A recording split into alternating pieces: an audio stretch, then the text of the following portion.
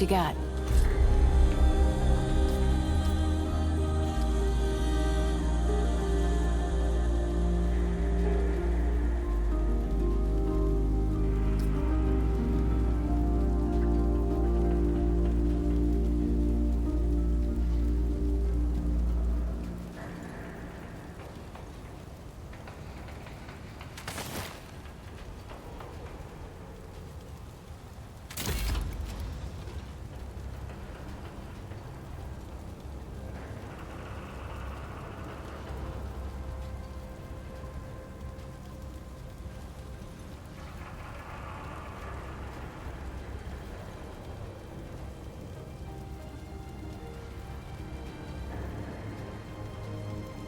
We're finished here.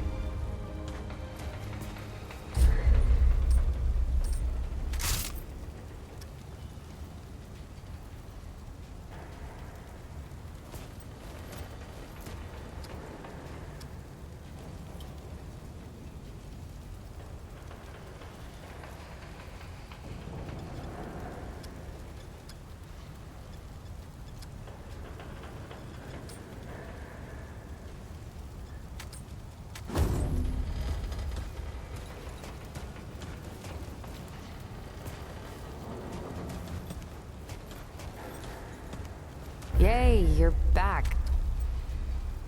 What did you bring me?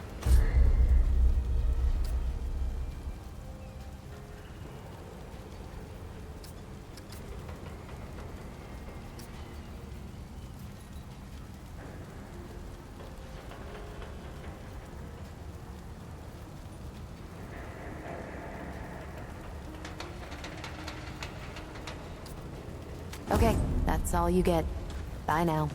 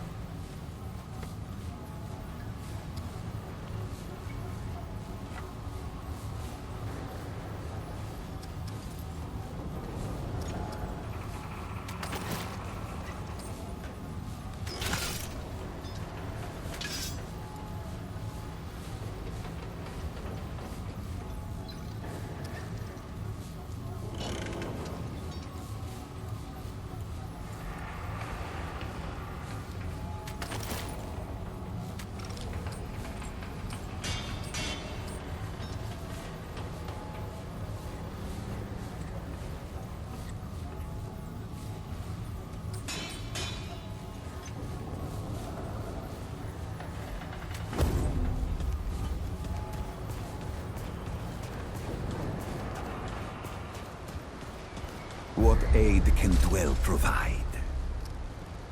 Quality it cannot find elsewhere, not even on Yaesha.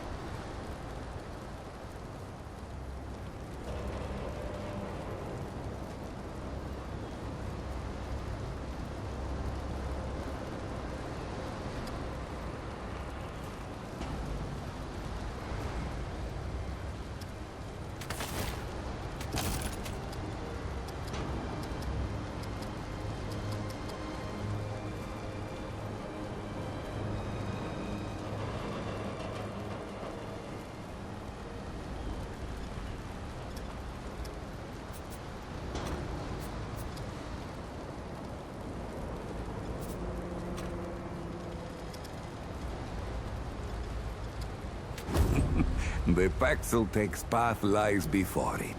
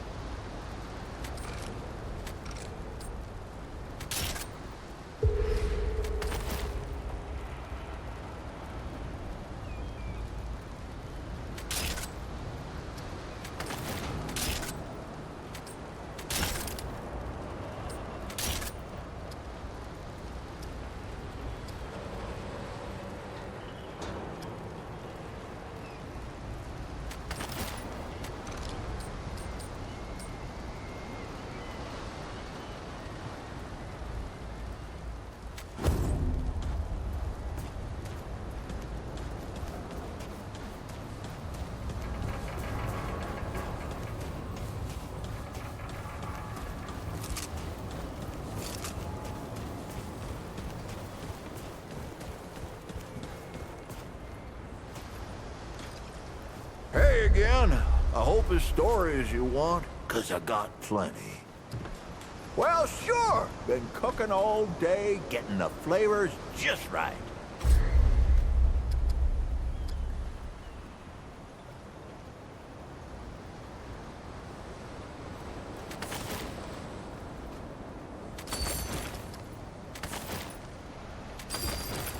Come round again sometime here.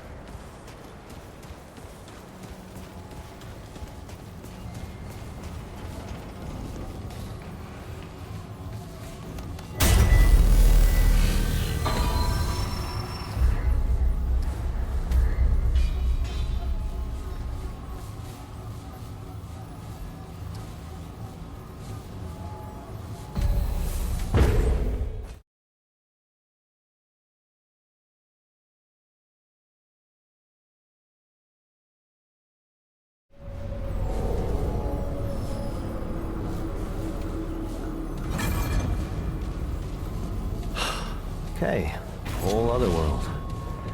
How many of these are there? Find these segments, huh? While Clementine and that talking ball of light hang out and meditate? Yeah, sure, sounds fair.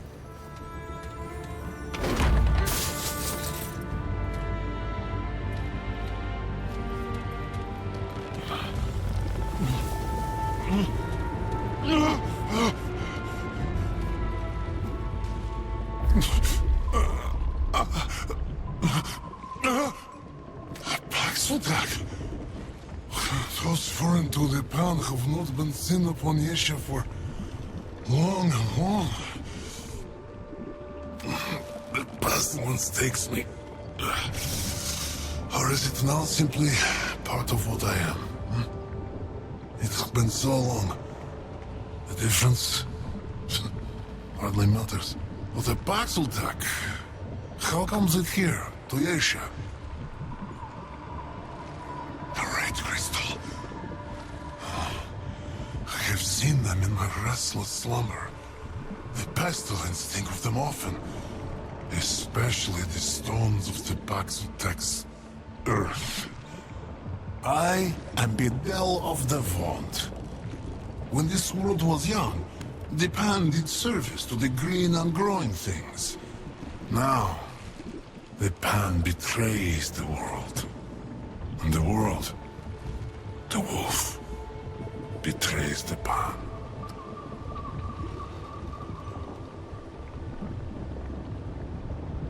The Ravager, plague of the Pan and defiler of the doe. The wolf hunts all, yet is itself unhunted.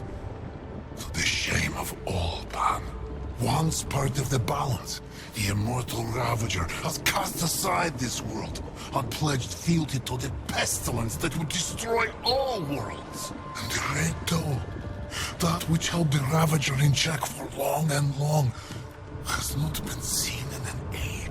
If it seeks to save its own life and world, the Baxeltak must hunt the Ravager and end it.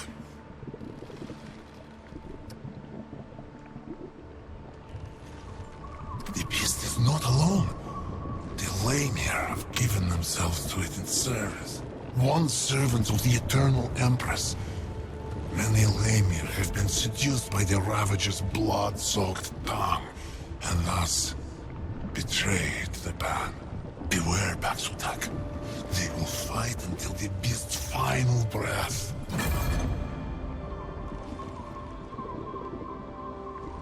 More than it can imagine, Baxeltak. Trade? Perhaps.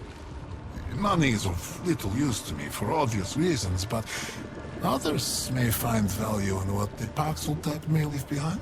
Take what it will, Baxeltak, but leave something it considers of equal value.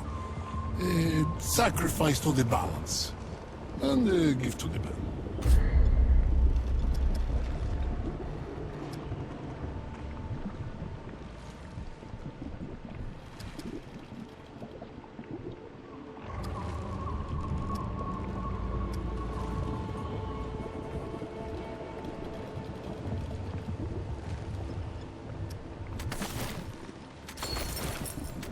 but serve it well. And may its gift lift the ground beneath the red doe's feet.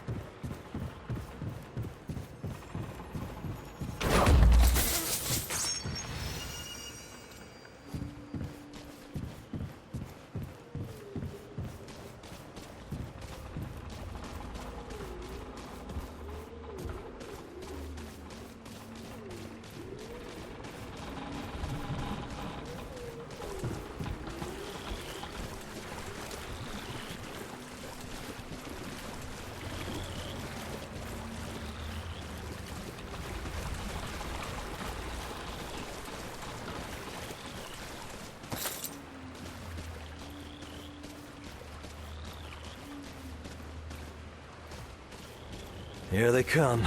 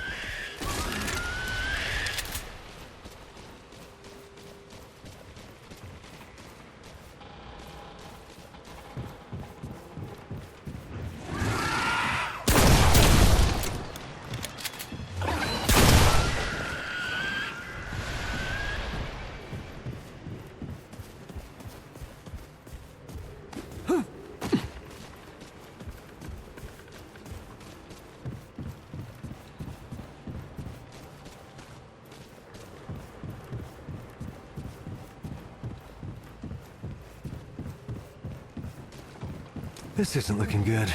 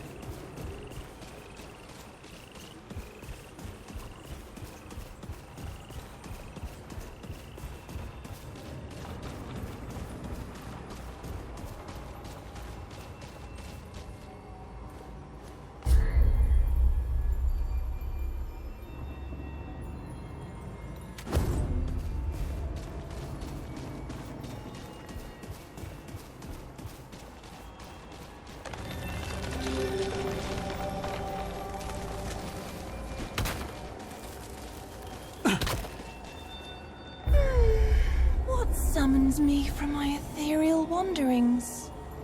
Muzar. What kind of beast is this?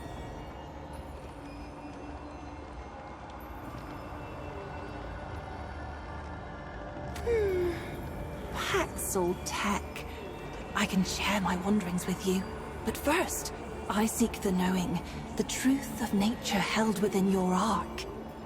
You want to answer? So I will ask. Answer these questions true, sweet beast, so that your ark may be known and your eye may open. And do choose wisely. Answer from your heart. An illness spreads through your village. An apothecary has created a cure, but it has become lost, mixed among the apothecary's poisons. The only way to identify the cure is to treat patients with unlabeled vials, killing a few perhaps, until the cure is found to save all. Do you kill your patients to find the cure, or is it better to let the illness decide?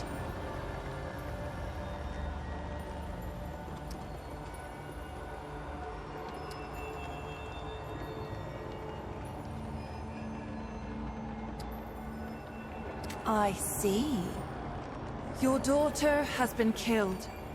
The murderer is arrested, and after many years, they are sentenced to death. Before the sentence is carried out, they come to you and explain that they are truly sorry, and they ask for your forgiveness. Nothing you say will change their sentence, nor bring your daughter back. Do you forgive them?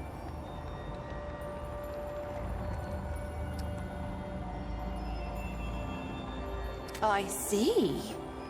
You are part of a group of druids who have been taken hostage by a warlord. One of the warlord's soldiers succumbs to your charms and says he will help you escape. However, the others must be left behind to die, though all have done nothing. Do you abandon your fellow hostages, or do you face death together? Fascinating. Imagine you are the immortal Empress, but the secret of your immortality, and the immortality of all who pledge fealty to you, is gone. The Thane is dead, and soon, all who are immortal will become mortal again. If you reveal this, you risk the loss of all your power.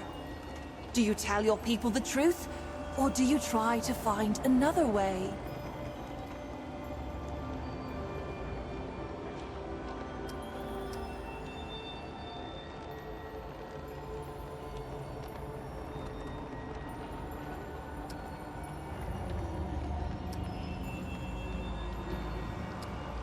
Ooh, how revealing.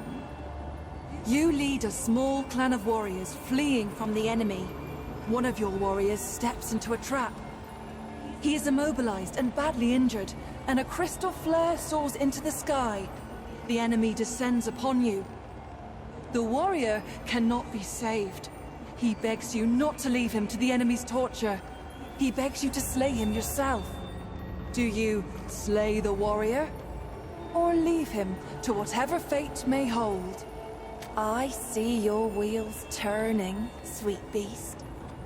You have chosen your path, sweet beast. Your heart is true. May the power of the doe's eye free you from your incarnate shackles.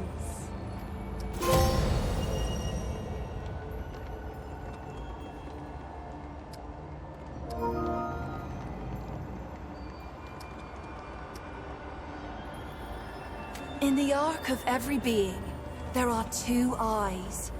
We may see out of either, but most favor one over the other. The Ravager's eye is dynamic, driven, and endlessly hungry. Yet for all its power, its vision is clouded.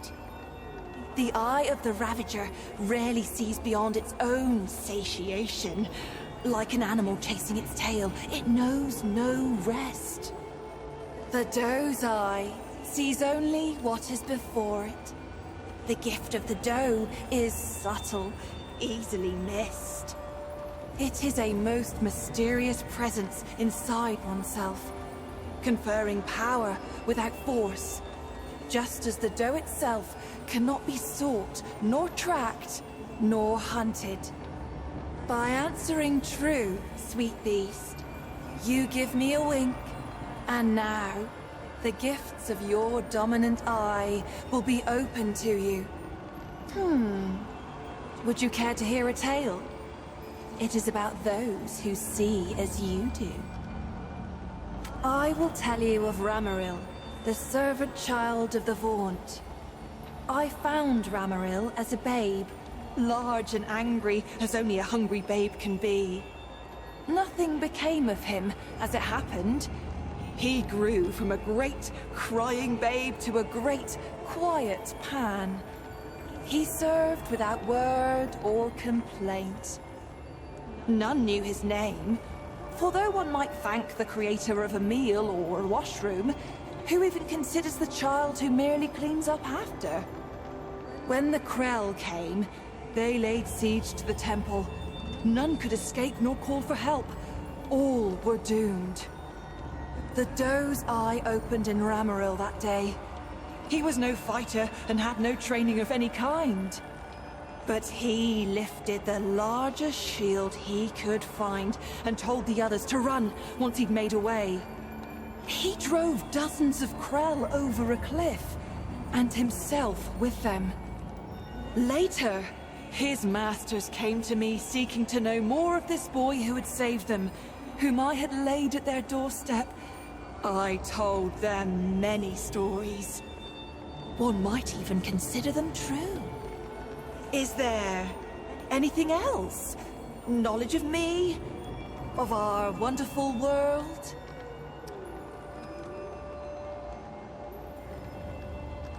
You stand before Medra, spirit of the natural world, daughter of stem and stream. My sisters and I are the glorious weavers of all wild beauty. When mountain, spring, and sturdy tree trunk take your breath, sweet beast, that is us. That is our blessing. An immeasurable number, Mother Stem and Mother Stream rely on us to sprawl and grow. Though we don't often commune with beasties such as you. Not in this age. Especially not since what happened to Kaula. A tragedy, beast. Tragedy most cruel. Kaula was fascinated by mortals, by your lives and stories. Unlike most of us, she made herself no secret. And you worshipped her with your short lives. Even built her a house. A temple, you called it. The root found her there. We godlings are not easily unwoven, however, and it slew her not. But perhaps it would be better if it had. For what remains is no longer the sister I knew. But we hold happy thoughts. Regret only wastes one life with another. Is there something else we can talk about? By day, a dappled glade of emerald branch and golden leaf, carpeted by downy moss. By night, sweet beast, the trees bewitch the lost and inebriated. Or so it was before this age of extermination. How I long to return to play. This age, for me, holds only decay. Farewell, sweet beast.